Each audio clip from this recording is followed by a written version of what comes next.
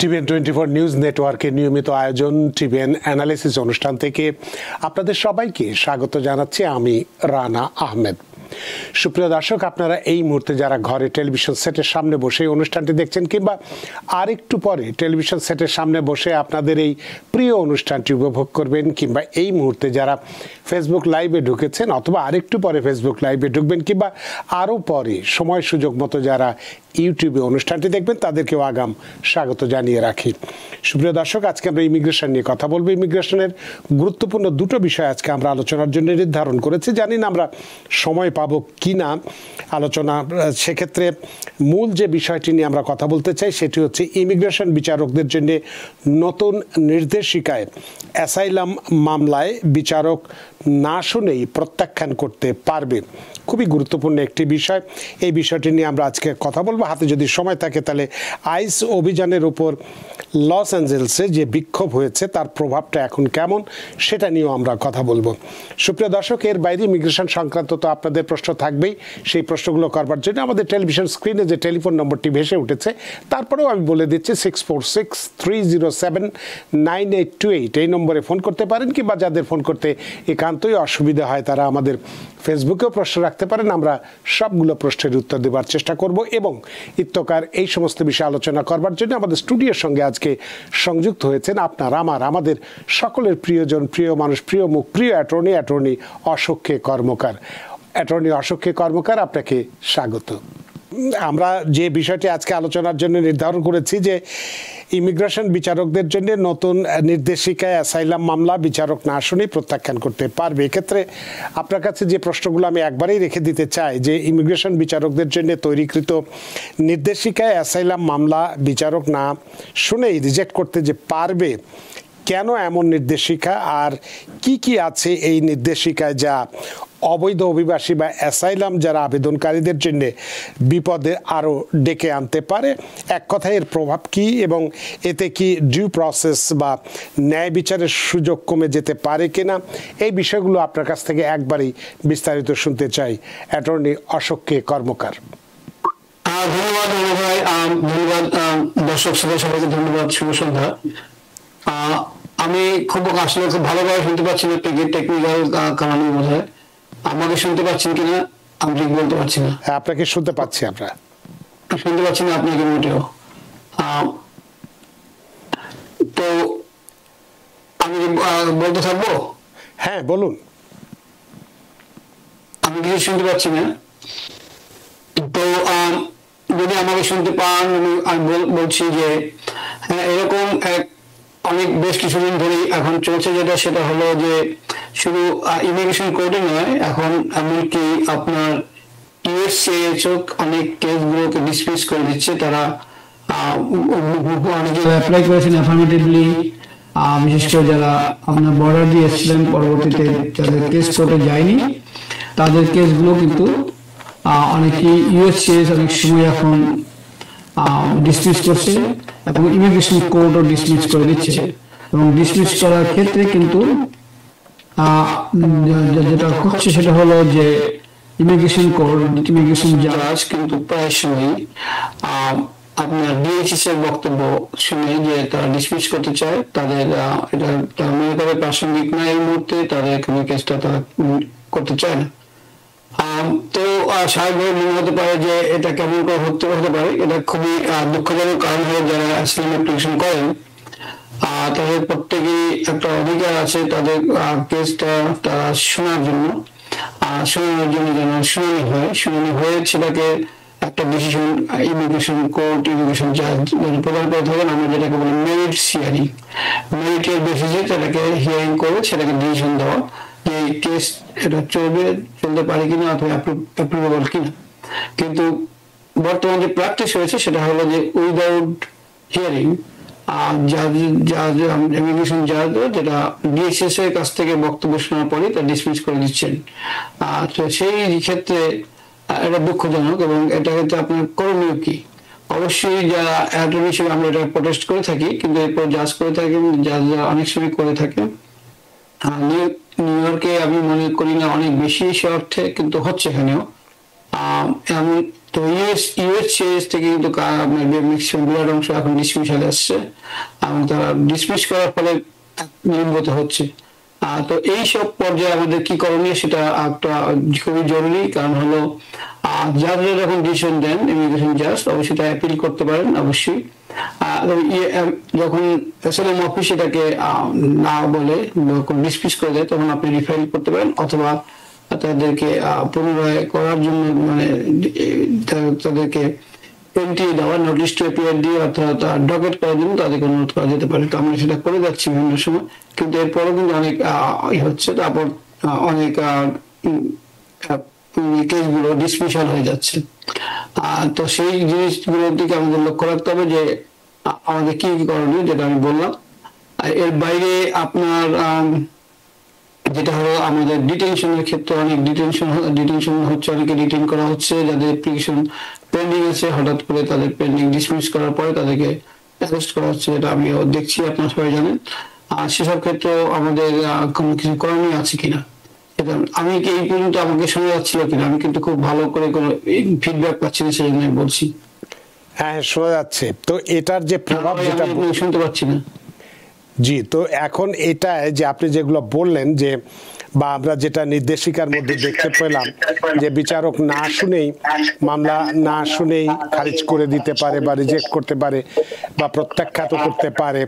তো এতে কি আদালতের অতিরিক্ত চাপ কমবে বলে আপনি মনে করেন? যে মামলা যেহেতু স্যাট করেই দিচ্ছে, তাতে কি চাপ কমবে বা ব্যাকলগ কমে আসবে, যেগুলো বৈধ বা যেগুলো ঠিক মতো আবেদন করা আছে তাদের? খুবই খারাপ বা খুবই ভালোভাবে শুনতে পাচ্ছি না কিছুই, আপনি বলছেন আমি বুঝতে পারছি কিন্তু আমি শুনতে পাচ্ছি না কিন্তু কিছু। তো আপনি আমার সিস্টেম ঠিক আছে, কারণ আমি আজকে হিয়ারিং করেছি, আপনার কথা আমরা শুনতে পাচ্ছি। আমি এখন একটু আপনি কোয়েশ্চেন করছি, এখন শুনতে পাচ্ছেন? তো যেটা আমি তাহলে প্রশ্ন করছিলাম যে, যেটা বললাম যে এই যে ইমিগ্রেশন বিচারকদের জন্য যে যে নতুন নির্দেশিকাটা দেওয়া হয়েছে, এবং এতে আপনি যেটা বললেন যে যে কোনো অ্যাসাইলাম আবেদনকারীর আবেদন বা মামলা একেবারে না শুনেই এটা রিজেক্ট করতে পারে, খারিজ করতে পারে, বাতিল করে দিতে পারে, ইত্যাদি ইত্যাদি। তো এর প্রেক্ষিতে মামলা যেহেতু তাড়াতাড়ি শেষ করে দিচ্ছে, সেক্ষেত্রে কি আদালতের উপর অতিরিক্ত যে চাপটা ছিল সেটা কমবে কিনা, বা এক্ষেত্রে ব্যাকলগ যেটা আছে সেই ব্যাকলগটাও কমে আসবে কিনা, এই ব্যাপারে আপনার কি মতামত? ধন্যবাদ। প্রথমত ব্যাকলগ কমানোর জন্য আসলে নয়, মূলত ব্যাকলগ কমানো এক ধরনের, তারা মনে করছে যে ব্যাকলগ কমছে, কিন্তু আলটিমেটলি হয়তো ব্যাকলগ বেড়েই যাবে। কিন্তু এই মুহূর্তে যাদের জন্য যাদের কেস ডিসমিশন হচ্ছে তারা একটা বিপদে পড়ে যাচ্ছেন, সেটা হলো সবচেয়ে খারাপ জিনিস। বিশেষত যদি কারো আমেরিকায় যাদের মানে এন্ট্রি থেকে 2 বছরের কম হচ্ছে এবং তাদেরকে ডিসমিশন দেয়ার ইন রিয়াল ট্রাবল, তাদেরকে এক্সপায়ার্ড রিনিউয়ালে ফেলে, অর্থাৎ হলো তারা যদি এক্সপায়ার্ড রিনিউয়াল হিসেবে পড়েন তখন কিন্তু তাদের জন্য খুবই সমস্যা। তখন উইদাউট হিয়ারিং তাদেরকে কিন্তু এদেশ থেকে রিমুভ করা যেতে পারে, এবং সেটাই উদ্দেশ্য যে কাউকে হিয়ারিং না করতে দেওয়া। 2 বছরের কম সময় হলে তাদেরকে এক্সপায়ার্ড রিনিউয়াল করা যেতে পারে। সেটা যাদের আমেরিকার প্রবেশের পর থেকে 2 বছরের কম সময় দেয়ার ইন রিয়াল ট্রাবল, আমি বলবো না যে এটা সবাই ভালোভাবে হয়ে যাচ্ছে তা না, কিন্তু বিরাট অনেকটাই হচ্ছে। বিশেষ করে যাদের ক্ষেত্রে কোনো ক্রাইমের কোনো রেকর্ড থেকে থাকলে there in real danger. Criminal record বলতে এমন না যে আপনাকে অনেক বড় ক্রাইম করতে হবে। আমরা অনেক আগে বিভিন্ন সময় আলাপ করেছি যে এখন বর্তমান প্রশাসনের যে নিয়ম অনুসারে যে কোনো আপনার ক্রিমিনাল কোনো চার্জ যদি থাকে, চার্জ কনভিক্টেড হবে, তার জন্য আপনাকে আপনার বিরুদ্ধে একটা ব্যবস্থা নিতে পারে, ডিটেনশন নিতে পারে। সুতরাং দিস আর দ্য থিংস। কিন্তু যেটা হলো ভালো, একটা আমরা বলবো অনেক খারাপের মধ্যে ভালো যে যে প্রচেষ্টা শুরু হয়েছিল আইসিআই রেইডের প্রেক্ষিতে, তার প্রেক্ষিতে সরকার কিন্তু অনেকটাই পিছিয়ে ঘটেছে, যদিও এর ফলে ডিটেনশন নেওয়া যে কমেছে তা না, কিন্তু একটা জায়গা কিছু জায়গায় কিন্তু রেড করাটা কমেছে। আর সুতরাং এখন পাবলিক প্লেসে গুলো কিন্তু আপনার সবচেয়ে বড় যেটা ডেঞ্জার, যারা কিনা এসে আছেন, যদি কোনো কারণে তাদের কেসে ডিসমিস হয়ে থাকে, যদি কোনো কারণে কোনো অর্ডার থেকে থাকে, তাদের জন্য সবচেয়ে বেশি সমস্যাজনক জায়গা হলো পাবলিক প্লেস। বিকজ পাবলিক প্লেসে আপনাকে অ্যারেস্ট করার জন্য কোনো ওয়ারেন্টের দরকার নেই। কারণ হলো একজন আইস অফিসার যদি কোনো কারণে মনে করেন যে আপনি এসে আপনি বৈধ কাগজপত্র নেই থাকার যদি সন্দেহ করে, তাহলে তারা তাকে আপনাকে অ্যারেস্ট করতে পারে। আমরা এটাকে বলি administrative removal order, administrative order. আর একটা হলো আমরা যেটা বলি জুডিশিয়াল অর্ডার। জুডিশিয়াল অর্ডার যেন জাজের অর্ডার লাগে, সেটা ভিন্ন।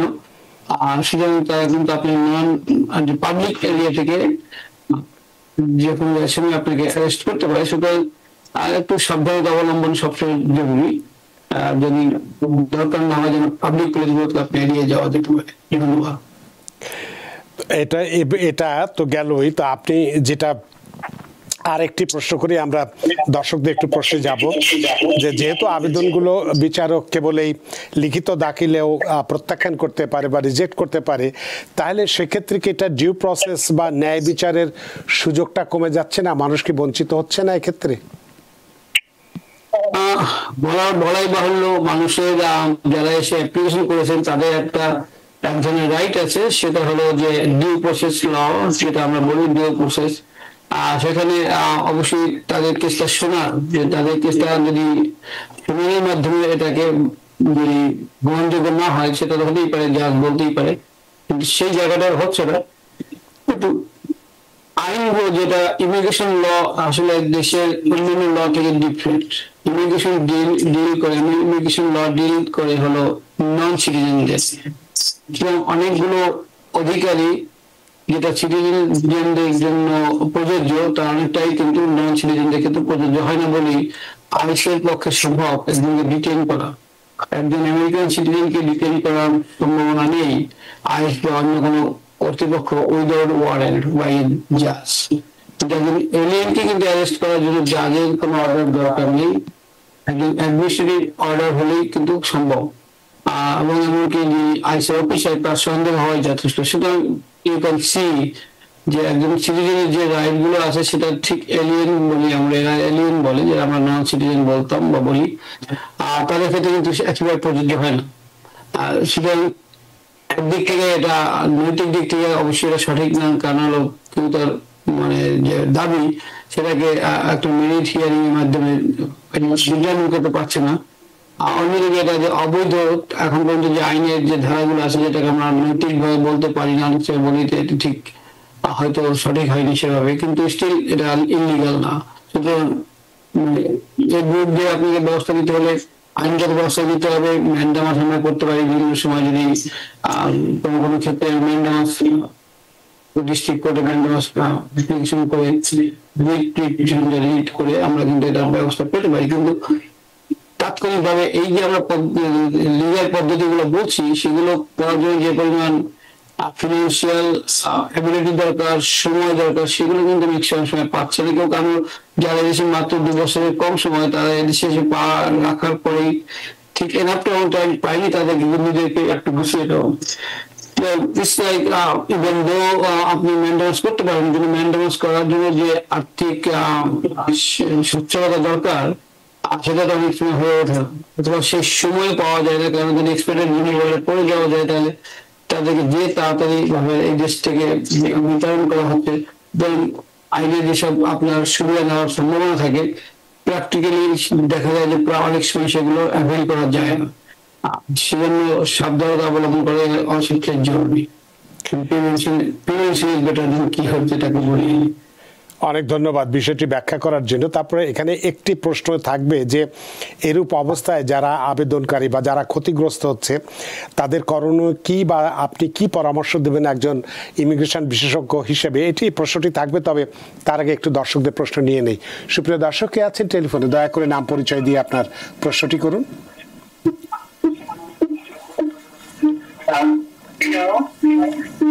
হ্যালো হ্যালো দর্শক কে আছেন টেলিফোনে? আপনার কথা আমরা শুনতে পাচ্ছি না কিন্তু। জি, আমি নিউ ইয়র্ক থেকে বলছি। আজকে অনুষ্ঠানটা খুব ডিস্টার্ব করতেছে। আমার প্রশ্নটা হলো, আমি 2 বছর আগে অ্যাসাইলাম অ্যাপ্রুভ হয়েছে, আমি গ্রিন কার্ডের জন্য অ্যাপ্লাই করছি, কিন্তু আমি এখনো গ্রিন কার্ডটা পাচ্ছি না। আমি ম্যান্ডামাস করতে যাচ্ছি। ম্যান্ডামাস কি আমি একই ফর্মে 4 জনের নামে করতে পারবো? আর ম্যান্ডামাস করলে এটা কত কার্যকারিতা হয়, এই জিনিসটা জানতে চাচ্ছিলাম। অনেক ধন্যবাদ প্রিয় দর্শক আপনার প্রশ্নের জন্য। অ্যাটর্নি প্রশ্নটা হচ্ছে যে উনি 2 বছর আগে অ্যাসাইলাম অ্যাপ্রুভ হয়েছে, গ্রিন কার্ডের জন্য আবেদন করেছেন, কিন্তু এখনো গ্রিন কার্ড পান নাই। উনি ম্যান্ডামাস করতে চান। ম্যান্ডামাস করলে এক্ষেত্রে কোনো সুবিধা পাবেন কিনা? ধন্যবাদ। প্রথমত ম্যান্ডামাস করলে সুবিধা তো পাওয়ার জন্য ম্যান্ডামাস আপনি করবেন, কারণ এর সাথে অনেক অনেক মানে জড়িত, সুতরাং আর ম্যান্ডামাস ইজ রাইট, সেটা করলে অসুবিধা হবে এমন না। তবে আমি এখন প্রায় সময় এই সময়, because time is very uncertain time, সুতরাং একটা কথা আছে যে লেট দ্য স্লিপিং ডগ লাই। যদি আপনার বিশেষ কোনো কিছু না থাকে জরুরি, তাহলে কিছুটা সময় নেওয়াটাই ভালো। ম্যান্ডামাস করার অর্থ হলো, আপনি যদি জানেন, ম্যান্ডামাস মানে you are filing a suit against the USCIS, যে তারা আপনার অ্যাপ্লিকেশনটা যে প্রসেস করার জন্য যে রিজনেবল টাইম দরকার ছিল তার চেয়ে অনেক বেশি সময় নিচ্ছে। সুতরাং আপনি তাদেরকে সু করছেন। সুতরাং যেটা আগে হতো বা এখনো হচ্ছে না আমি তাই বলবো না, তবে সেটা হলো যে এইসব ক্ষেত্রে USCIS যখনই আমরা ম্যান্ডামাস ফাইল করি, তখন তারা এটাকে নিয়ে মানে যেটা বলে কোর্টে ফাইট করতে চায় না। তো না চাওয়ার কারণ হলো, এটা অনেক মানে একটা ডিস্ট্রিক্ট কোর্টে, যেটা আমরা ফেডারেল কোর্টে যখন কোনো মামলা হয়, সেটাকে প্রসিড করতে গেলে তাদেরও অনেক রিসোর্সেস ইনভলভ হয়ে যায়। ফাইট, এবং তাদের ফাইটের জায়গাটাও খুব বেশি নেই। কারণ হলো, আপনি অ্যাপ্লিকেশন করার পরে সেটাকে কেন তারা এটা ডিসিশন দিচ্ছে না, সেটার জন্য নিশ্চয়ই তাদের খুব বেশি যুক্তি থাকে না, যে আনলেস যদি দেখা যায় যে যিনি অ্যাপ্লিকেন্ট তার কোনো ডিরোগেটরি কোনো ইনফরমেশন তার ব্যাপারে আছে। তো সুতরাং দেখা যায় যে প্রায় সময় যখন আমরা ম্যান্ডামাস করি, সাধারণত আমাদের ক্লায়েন্টরা কিন্তু সুফল পান। কিন্তু বর্তমান প্রেক্ষিতে আমি যেটা বলবো, সাজেস্ট করি, সেটা হলো যে আপনারা ওয়েট করেছেন, আরেকটু ওয়েট করেন। কিন্তু এখন কারণ হলো, এখন অনেকটা আনসার্টেন টাইমস। কারণ হলো, আপনি যখন অ্যাপ্লিকেশন করবেন, যখন পিটিশন করবেন ম্যান্ডামাস, সাথে সাথে যে তারা এটাকে আগের মতোই করে যে আপনার পক্ষে দিয়ে দিবে, যে জিনিসটাকে মানে করে অ্যাডজুডিকেট করে দিবে, এমন কিন্তু নাও হতে পারে। সুতরাং একটু ওয়েট করাই আমার কাছে মনে হয় ভালো। সেটা হলো এটা হলো স্ট্র্যাটেজি, কিন্তু আইন অনুসারে yes you can do any time. কিন্তু উনি তো ধরেন যে একটা অ্যাসাইলাম আবেদন করে সেই অ্যাসাইলামের শুনানির পরে শুনতে পাচ্ছি না। অ্যাসাইলাম একজন অ্যাসাইলাম যে অ্যাসাইলি, তার আবেদনের পরে দীর্ঘদিন মামলা চোখ করে তারপরে উনি জিতেছেন। তারপরেও জেতার পরে গ্রিন কার্ডের জন্য আবেদন করার পরে 2 বছর চলে গেছে। এরপরে আর কত অপেক্ষা করলে ওনার এই অমানিসার যে অন্ধকার সেটা দূর হবে? আপনি তো তাকে বলছেন যে আরো অপেক্ষা করতে, এটি তার জন্য খুব কষ্টকর ব্যাপার হয়ে যাবে না? ধন্যবাদ। প্রথমত হলো যে আলটিমেটলি আপনি এই যে আমরা দেরি হচ্ছে, দেরিটা তো অবশ্যই মানে কারোর জন্য মানে কেউ তো চায় না, কেউ রেসপেক্ট করে না, কেউ এটা তাদের জন্য খুবই কঠিন ব্যাপার। আমি যেটা বলছিলাম সেটা হলো যে অবশ্যই আইনগতভাবে আপনার যেটা বাধা নেই, আইনগতভাবে ম্যান্ডামাস করার কোনো বাধা নেই, কিন্তু এত দেরি বা হচ্ছে কেন, এটার পেছনে কি কারণ? আমি দেখছি আমি শুনতে পাইনি। তো আইন অনুসারে করার ক্ষেত্রে কোনো সমস্যা নেই। আমি যেটা বলছিলাম সেটা স্ট্র্যাটেজি, যে বর্তমান সময়টা একটা আনসার্টেন টাইম, এখানে অনেক ঘটনাই ঘটছে যেটা আগে ঘটতো না। সুতরাং স্ট্র্যাটেজিক্যালি ইন মাই কেস যদি আমার এরকম হতো, আমি হয়তো সেটা এই মুহূর্তে আমি যেটা বললাম আগে, যে লেট দ্য স্লিপিং ডগ লাই, এই মুহূর্তে যেটা আছে সেটা থাকুক, সময়টা পাস হোক। কারণ হলো এটা পরবর্তী অন্য কোনো কিছু জিজ্ঞাসা করলে কিনা তারা ব্যবস্থা না নিতে পারে, কর্মী হতে পারে। সুতরাং অপেক্ষা যখন করেছেন তখন আর্টশিপ করা খারাপ কোনো কিছু না, বাট আইন অনুসারে আপনার মেনটেন্স করতে কোনো বাধা নেই। 2 বছর is good amount of time. সাধারণত 1 বছর হলেই কিন্তু আমরা 1 বছরের পরেই আমরা করতে পারি যে আপনার বিয়ে হচ্ছে। আপনি যখন থেকে আপনি অ্যাপ্লিকেশন আপনার অ্যাসাইনমেন্ট অ্যাপ্লিকেশন অ্যাপ্রুভ হবে তার থেকে 1 বছর পরে গিয়ে আপনি অ্যাপ্লিকেশন করতে পারতেন যদি আমরা এখন আগেই করতে পারি, কিন্তু তার 1 বছরের আগে কিন্তু কোনো ডিসিশন না হওয়ারই কথা। ধন্যবাদ। তো এক্ষেত্রে যে এই 2 বছর পার হয়ে যাচ্ছে এটা খুব আনইউজুয়াল ব্যাপার। তো ওনার ক্ষেত্রে কি কারণ হতে পারে যে এতটা দেরি হচ্ছে এবং আদৌ কবে পাবেন, উনি অনিশ্চয়তার মধ্যে আছেন, এইটা থেকে পরিত্রাণ পাবার উপায়টা কি, কি পরামর্শ আপনি দিতে চান তাকে?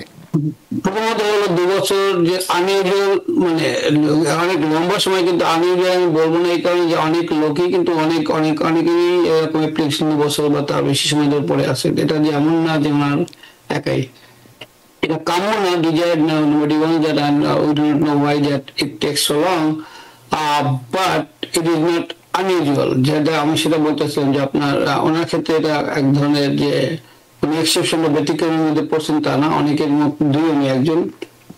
সুতরাং as I said, like আমাদের অনেক কিছু আমরা চাই, অনেক কিছু আমাদের পাওয়া সম্ভব হয় না, সুতরাং আপনাকে there is a trade-off। অনেক ধন্যবাদ প্রিয় দর্শক, আশা করি আপনার প্রশ্নের উত্তর পেয়েছেন। তো আপনাকে যে প্রশ্নটি আমি এই আমাদের দর্শকদের প্রশ্ন নেওয়ার আগে যে প্রশ্নটি আমি করেছিলাম যে ইমিগ্রেশন বিচারকদের যে নতুন নির্দেশিকা অ্যাসাইলাম মামলা বিচারক না শুনে যে প্রত্যাখ্যান করতে পারে, এই বিষয়টির উপরে যে প্রশ্নটি করেছিলাম যে যারা এটার ভুক্তভোগী, যাদের মামলা খারিজ হয়ে যাবে বা বাতিল হয়ে যাবে একেবারে না শোনার কারণে, তাদেরকে আর কিছু প্রতিকার পাবার জন্য কি করণীয় আছে? এক্ষেত্রে একজন ইমিগ্রেশন বিশেষজ্ঞ হিসেবে আপনি তাদেরকে কি পরামর্শ দিতে চান? প্রথমত হলো ইমিগ্রেশন জাজ যে কোনো ডিসিশন দিবেন তার থেকে আপনি অবশ্যই অ্যাপিল করতে পারেন। Appeal is there always. রিকনসিডারেশনের জন্য করতে পারেন যদি নতুনগুলো পয়েন্ট থেকে থাকে। অবশ্যই অবজেকশন ভেরি ফার্স্ট টাইম যখন এরকম প্রশ্ন উঠবে তখন ডিএইচএস থেকে সাধারণত আপনার ডিসমিসাল করার জন্য মোশন করে থাকে, ওরাল মোশন। এখন ওরাল মোশন যথেষ্ট বর্তমান যে গাইডলাইন দেওয়া আছে ইমিগ্রেশন জাজদের, আপনারা আমরা সবাই জানি ইমিগ্রেশন জাজরা কিন্তু অ্যাডমিনিস্ট্রেটিভ জাজ যাদেরকে বলা হয় তারা কিন্তু জাজ হিসেবে স্বাধীন হলেও তাদের যে যাদেরকে রেগুলেট করেন তার মানে অ্যাডমিনিস্ট্রেশন, সুতরাং তাদেরকে বলা হয় অ্যাডমিনিস্ট্রেটিভ জাজ। এবং সেই অর্থে পুরোপুরি স্বাধীন জাজ তারা না। সুতরাং যেসব গাইডলাইন্স যেটা ডিএইচএস থেকে এবং আপনার ইউআইআর থেকে যেগুলো দেওয়া হয় তাদেরকে, সেগুলোকে তারা ফলো করতে বাধ্য হন। সুতরাং এগুলো আমাদেরকে বুঝতে হবে যে ইমিগ্রেশন জাজ ঠিক সে অর্থে স্বাধীন সত্তা না যদিও, এবং বিশেষ করে এই সময় কিন্তু ইমিগ্রেশন জাজদের স্বাধীনতা অনেকটা আরো বেশি খরচ হচ্ছে, তাদের উপর বিভিন্ন রকম ভাবে চাপিয়ে দেওয়া হচ্ছে যে কতটা মামলা করতে হবে, কিভাবে করতে হবে।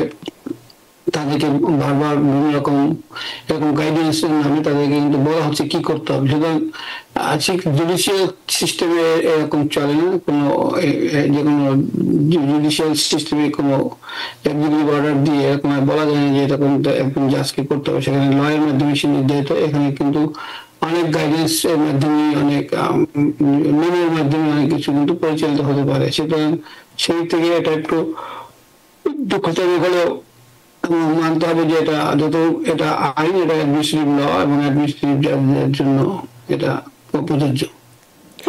ধন্যবাদ। অনেক ধন্যবাদ অ্যাটর্নি অশোক কর্মকার বিষয়টি বিস্তারিতভাবে ব্যাখ্যা করার জন্য। আমরা একটু দর্শকদের টেলিফোনে যাই। সুপ্রিয় দর্শক কে আছেন টেলিফোনে, দয়া করে নাম পরিচয় দিয়ে আপনার প্রশ্নটি করুন। আমার নাম হচ্ছে শাকিল। আমি একটা কোশ্চেন ছিল, সেটা হচ্ছে আমার লাস্ট উইকে অ্যাসাইলাম কেসটি ডিনাই হয়েছে, তো আমাকে ইমিগ্রেশন বিচারক আপিলের সুযোগ দিছে। এখন এই অবস্থায় কি আপিল করার পরে যে আমার কি কোনো মানে রিস্ক অথবা কোনো প্রবলেম হতে পারে কিনা, আমি স্বাভাবিকভাবে কি জীবনযাপন করতে পারবো কিনা সেটা জানা ছিল। আর আরেকটা হচ্ছে আমার বন্ড হয়েছিল আর কি, আমি 5-6 বছর আগে আসছিলাম, তো তখন আমার বন্ড হয়েছিল। এখন আমি কি ওই বন্ডের টাকাগুলা কি উঠাইতে পারবো কিনা আর কি। অনেক ধন্যবাদ হাফিজ শাকিল আপনার প্রশ্নের জন্য। অ্যাটর্নি অশোক কর্মকার। আমি সরি গড ব্রোকেন, তাই আমি কোনো কথা ভালোভাবে করে শুনতে পারিনি।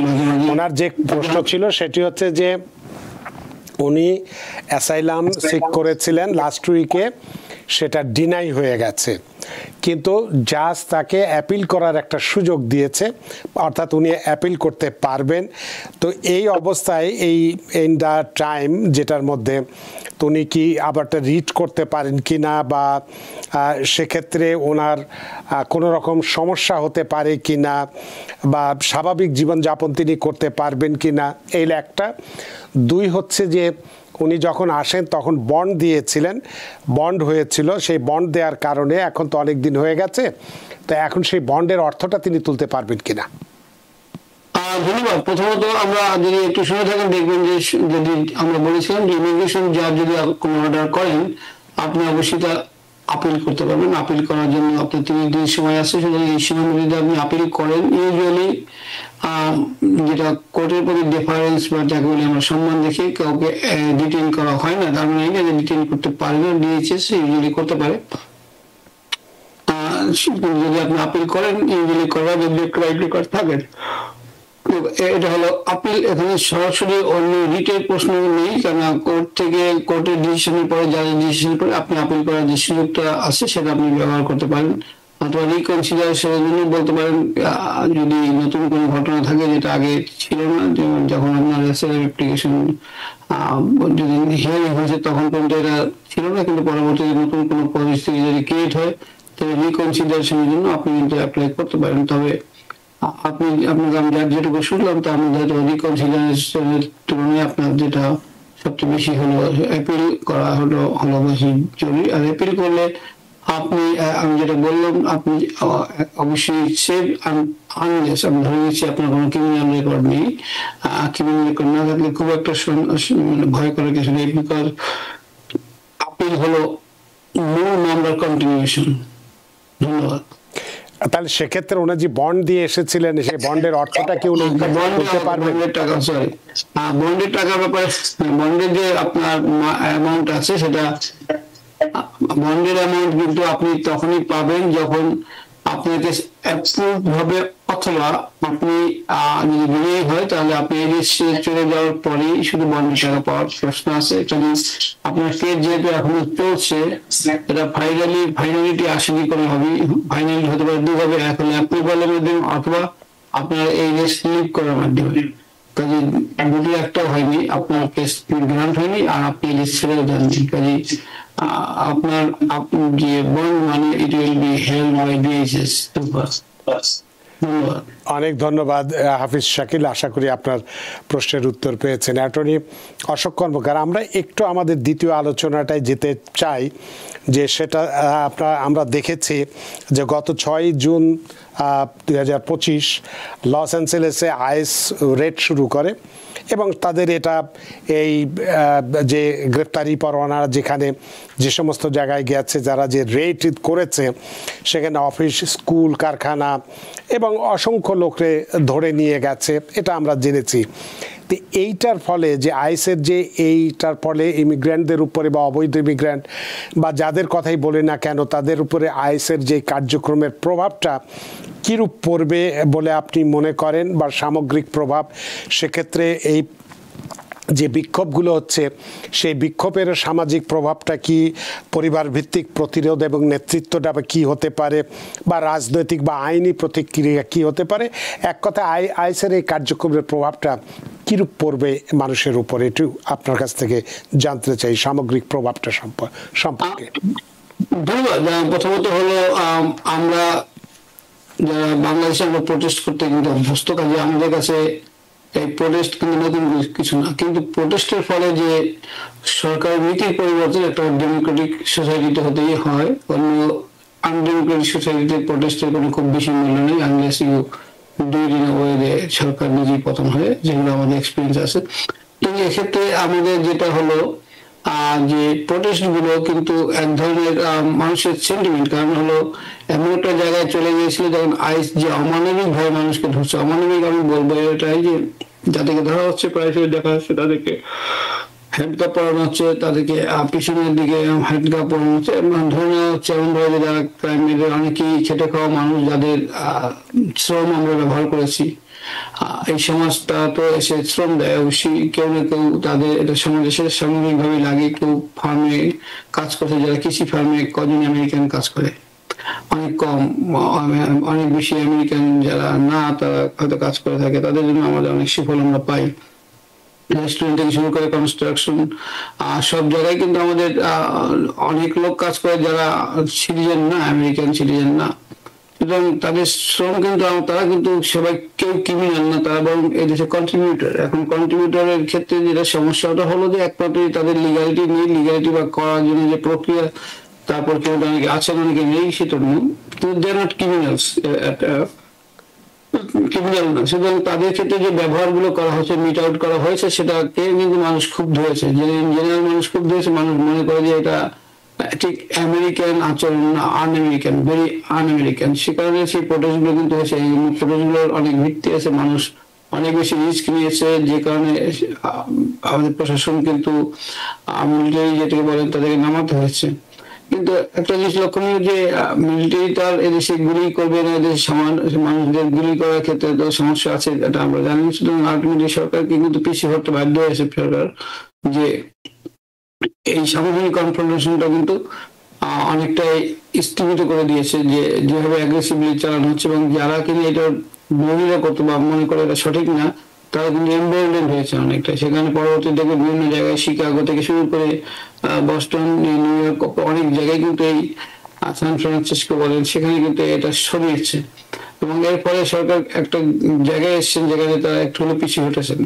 এখন প্রশ্ন হলো যে এই জায়গাগুলো পিছিয়ে হটার পরে আছে অ্যারেস্ট বা ডিটেনশনের সংখ্যা কি কমেছে কিনা, সেটা হয়তো কমেনি, কিন্তু আপনার এক ধরনের এটা এক ধরনের সরকারের যেসব নীতি, যেসব স্ট্র্যাটেজি ছিল সেটাকে সরে আসা, মানে হলো একটা সৃষ্টি হয়েছে যে বিগত কয়েক মাসে আপনি দেখবেন যে ডেমোক্র্যাটরাও কিন্তু কোন রকম কোন প্রতিরোধ গড়ে তুলতে পারেনি। বর্তমান প্রশাসনের যে একটার পর একটা অনেকটা বলা যেতে পারে যে নীতি, অ্যাগ্রেসিভ নীতি ইমিগ্রেশন ক্ষেত্রে হয়েছিল, সেখানে কিন্তু কোনো তারা সে অর্থে কোনো প্রতিরোধ গড়ে তুলতে পারেনি, কোনো ক্রিটিসাইজ করতে পারেনি। সেই জায়গাটা, সেই আমার কাছে মনে হয় সেই ইনহিবিশনটা কিন্তু ভেঙেছে এই প্রোটেস্টের মাধ্যমে। প্রোটেস্টের মাধ্যমে দেখানো হয়েছে যে মানুষ ডিসস্যাটিসফাইড হলে আপনি শুধু ল দেখিয়ে আপনি সমস্ত কাজ হয় না। ল যেমন সঠিক, তেমনি সঠিক হলো মানবতা, তেমনি সঠিক হলো আপনার নৈতিকতা।